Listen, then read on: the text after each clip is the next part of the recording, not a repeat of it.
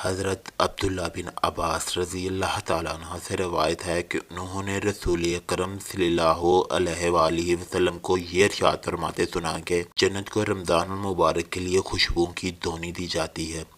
اور شروع سال سے آخر تک اسے راستہ کیا جاتا ہے۔ جب رمضان المبارک کی پہلی رات ہوتی ہے، عرش کے نیچے سے ایک ہوا چلتی ہے جس کا نام مشیرہ ہے۔ اس کے جھونکوں سے جنت کے درختوں کے پتے اور دروازوں کے حلقے بجنے لگتے ہیں۔ جنت کے دروازے حضور پاک صلی اللہ علیہ وآلہ وسلم کی امت کے لیے کھول دیے جاتے ہیں اور جہنم کے دروازے بند کر دیے جاتے ہیں۔ جبرائیل علیہ السلام کو حکم ہوتا ہے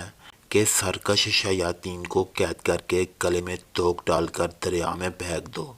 تاکہ امت محمدی صلی اللہ علیہ وآلہ وسلم کے روزوں کو خراب نہ کرے۔ حضور اکرم صلی اللہ علیہ وآلہ وسلم نے یہ بھی فرمایا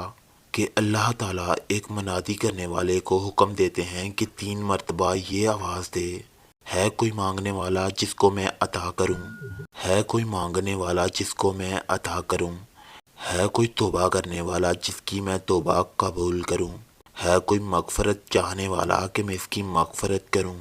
حضور اکرم صلی اللہ علیہ وآلہ وسلم رمضان کی اہمیت واضح کرتے ہوئے فرماتے ہیں کہ اگر بندوں کو معلوم ہوتا کہ رمضان المبارک کیا ہے